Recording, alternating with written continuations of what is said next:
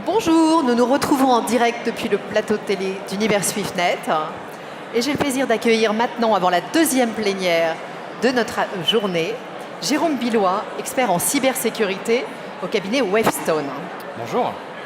Bonjour Jérôme. Jérôme, beaucoup d'entreprises ont été traumatisées cette année par les attaques WannaCry, NotPetya. Certaines l'ont d'ailleurs payé très cher. Le pire est-il derrière nous? Malheureusement non, parce que finalement ce qu'on a observé par l'intermédiaire des attaques NotPetya ou WannaCry, c'est finalement le niveau réel de cybersécurité des systèmes d'information des entreprises qui est assez faible, parce qu'on voit qu'une attaque qui rentre par une filiale a été capable de se répandre à l'intérieur de l'entreprise et pour certaines de les toucher très très durement, très très largement. Donc finalement c'est plus une alerte, on doit la prendre comme ça, une alerte qui doit mettre la puce à l'oreille sur le fait qu'il y a eu des sous-investissements en cybersécurité depuis des années et qu'il faut que les choses changent, sinon la situation risque d'empirer à la prochaine attaque majeure. Vous nous rappelez peut-être combien ça a pu coûter dans certains groupes hein? Alors il y a des groupes du CAC 40 qui ont été touchés, qui ont annoncé 250 millions de pertes de chiffre d'affaires ou 80 millions de pertes de résultats.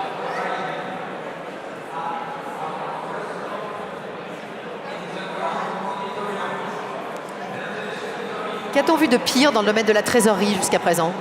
Alors, les trésoreries sont quand même des périmètres souvent attaqués, c'est là où est l'argent, tout simplement. Il y a beaucoup d'attractivité pour les cybercriminels. On a vu beaucoup de fraude au président, c'est finalement des scénarios assez classiques auxquels maintenant les trésoreries sont habituées malheureusement. Mais ce qu'on a vu de pire, c'est finalement les attaques qui ont touché les systèmes vraiment de paiement, les systèmes utilisés par les trésoriers, comme les attaques qui ont touché les systèmes SWIFT. C'est des attaques qui ont montré que les cybercriminels prenaient le temps de comprendre le métier, de comprendre les systèmes et étaient en mesure de les tromper en profondeur. Et en particulier sur l'attaque de la Banque du Bangladesh qui a été la plus médiatisée, on a vu une attaque qui permettait de désactiver la traçabilité, de désactiver les fameux journaux qui permettent d'enregistrer qui a fait quoi quand, et donc qui rend finalement une investigation extrêmement compliquée et la détection de ces fraudes et de ces attaques extrêmement compliquée. Il y a eu la Banque du Bangladesh, mais il y a eu beaucoup d'autres cas. Très récemment, on a encore vu la Russie ou l'Inde qui ont été touchés par ce type d'attaques qui sont en recrudescence. Concrètement, dans ces attaques, c'est SWIFT le problème, c'est ailleurs? Non, alors justement, les cybercriminels, vous savez, ils savent toujours aller à l'interstice. C'est pas SWIFT le problème, c'est pas l'entreprise le problème, c'est la jointure souvent entre les deux. Vous avez d'un côté des systèmes SWIFT, vous avez de l'autre côté des utilisateurs, des systèmes internes. Et en fait, souvent, ce que vont faire les cybercriminels, c'est jouer à l'intermédiaire entre ça pour arriver à trouver les failles communes, finalement, et conjointes dans cette utilisation-là. Quel pourrait être aujourd'hui, si on regarde un peu dans l'avenir, quel pourrait être le scénario catastrophe qui pourrait toucher les trésoriers? Alors, on imagine en scénario catastrophe un scénario combiné, finalement, qui soit un scénario à la fois quelque part de destruction, donc comme on l'a connu sur WannaCry et NotPetya l'année dernière, qui rendrait les systèmes indisponibles et qui rendrait finalement, qui en cas de fraude, rendrait la compréhension de l'attaque très compliquée. Et cette attaque destructive serait combinée avec une attaque, ce qu'on appelle en perte d'intégrité. C'est-à-dire que des cybercriminels pourraient petit à petit arriver à modifier les enregistrements dans les systèmes métiers, certes dans une entreprise, mais aussi, pourquoi pas, dans sa banque, pourquoi pas aussi dans les systèmes financiers centraux, et donc arriver à créer une incohérence dans les montants, dans les transactions. Et là, finalement, on serait un peu perdu, et si on ajoute à ça une destruction à l'instant T, mais on peut avoir une vraie période de flou, et on peut avoir 2 semaines, 3 semaines, pendant lesquelles on ne comprend plus ce qui se passe sur des montants importants qui peuvent réellement mettre à mal les entreprises et les économies au sens large. Très concrètement, comment est-ce qu'un trésorier peut l'éviter? Comment s'en prémunir? Alors il y a beaucoup d'actions en cours, des actions, je dirais, basiques de sécurisation. Vous avez certainement entendu parler du programme Swift CSP, donc, qui est une initiative lancée par Swift pour sécuriser les systèmes. Je pense que beaucoup de trésoriers dans la salle aujourd'hui sont mobilisés sur ces sujets de sécurisation. C'est clairement une première étape, une étape un peu de rattrapage. Parce que finalement, ce qu'il y a dans ce référentiel, ce sont finalement des bonnes pratiques de sécurité connues depuis des années, mais qui malheureusement étaient très rarement appliquées. Donc là, on est en train de remonter la pente petit à petit, on est vraiment au milieu. L'étape d'après, c'est certainement d'avoir de l'intelligence artificielle qui serait liée au système des trésoriers pour détecter des fraudes le plus rapidement possible et être en mesure non plus d'être a posteriori après une fraude, mais bien d'être en amont, en détection dès les premiers cas de fraude. Et ça, c'est des choses concrètes. Aujourd'hui, nous, on est impliqués dans plusieurs projets justement anti-fraude sur du transactionnel en temps réel pour être capable de juguler des fraudes. L'intelligence artificielle, à terme, c'est la solution en matière de sécurité? Alors, elle va aider. L'intelligence artificielle ne fera pas tout. Je veux dire, il n'y a pas de solution technique de secret qui d'un seul coup changerait complètement la donne. Mais oui, l'intelligence artificielle va aider parce qu'on voit que le volume des transactions est énorme, il va croissant. Et donc, on a besoin à un moment d'automatiser l'analyse et d'automatiser les réactions. Donc oui, c'est clairement une piste qu'il faut aujourd'hui étudier. Les premiers retours d'expérience sont vraiment très positifs. Et donc c'est quelque chose, on voit quand on met les mains dedans sur le terrain que c'est quelque chose qui pourra amener de la nouveauté très intéressante. Les trésoriers qui seront dans la salle maintenant, qui nous écoutent, qui vont rentrer demain dans leurs entreprises, qu'est-ce qu'ils peuvent faire très concrètement pour améliorer leur sécurité dès demain? Alors, là, je pense que le premier point, c'est déjà, est-ce qu'ils connaissent le responsable de la cybersécurité dans l'entreprise? Et malheureusement, souvent, ce n'est pas le cas. Et donc, le rencontrer, avoir un échange avec lui, c'est la première étape. La deuxième, c'est savoir dans tous les systèmes que peut utiliser la trésorerie, lesquels sont les plus sensibles, qui y a accès et comment. Et il ne faut pas croire que c'est uniquement les gens de la trésorerie qui finalement ont accès au système. Parce qu'il y a toutes les couches techniques basses, que souvent on se dit c'est de la tuyauterie, ça marche un peu tout seul, donc quand ça ne marche pas, j'appelle l'informatique et on voit. Mais les cybercriminels, c'est par là où ils passent.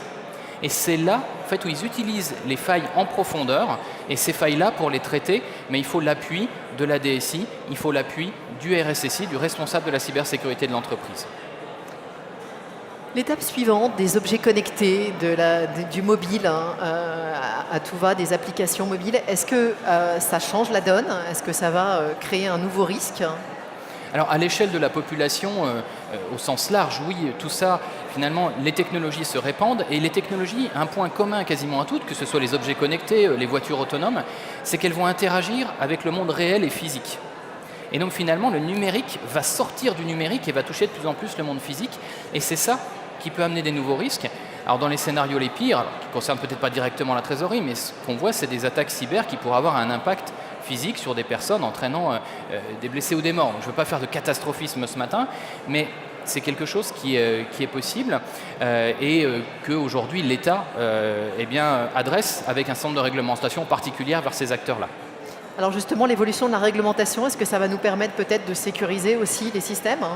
Oui, l'évolution de la réglementation, elle est clé, elle est critique pour pouvoir faire avancer la sécurisation de tous en même temps. Parce qu'en fait, ce qu'on voit aujourd'hui, c'est qu'il y a quand même une grande hétérogénéité dans la manière dont les programmes de sécurité sont gérés. Chez certains, c'est la dernière des priorités. Chez d'autres, c'est la première des priorités. Et on voit des grandes banques en France qui ont investi plusieurs centaines, plus de 500 millions d'euros dans des programmes de cybersécurité. Le problème, c'est que la finance, c'est un ensemble d'écosystèmes complètement interconnectés, qui a un risque systémique derrière, et que les cybercriminels, eux, ils savent où taper. Ils vont aller taper sur les maillons les plus faibles, et ils savent être très avancés. Et on voit des nouvelles techniques d'attaque chez les cybercriminels qui sont en train d'être réfléchies et qui vont vraiment viser le futur. Aujourd'hui, la technique une des plus avancées que peuvent utiliser les cybercriminels, c'est celles qui vont attaquer l'intelligence artificielle. On en parlait tout à l'heure, l'intelligence artificielle, c'est super pour détecter les fraudes et pour réagir. Mais les cybercriminels sont en train de créer des attaques qu'on appelle finalement pour tromper l'intelligence artificielle en faisant faire des illusions à l'intelligence artificielle. Et en gros, c'est envoyer des informations à l'intelligence artificielle pour lui faire voir quelque chose qui n'existe pas. Et ça permet de détourner les systèmes et ça peut permettre même de faire prendre des décisions automatiques au système qui vont à l'encontre de ce qu'on aurait voulu faire.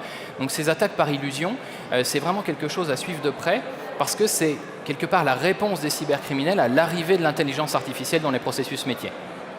Vous évoquiez les banques tout à l'heure et les systèmes de sécurité mis en place dans les banques. Alors, est-ce qu'il y a de grosses différences? Et est-ce qu'en tant que trésorier, il y a une façon de voir quel est le niveau de sécurité de ces banques?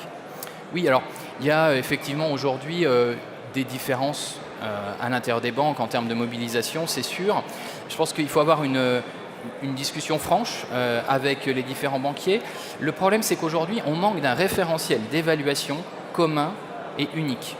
Donc, il y a l'initiative de SWIFT, on a les initiatives de l'État français qui donnent un autre référentiel avec la loi de programmation militaire. Donc, la difficulté qu'on a aujourd'hui, c'est d'avoir un langage commun pour savoir répondre à cette question simple mais très complexe, est-ce qu'on est au bon niveau de sécurité?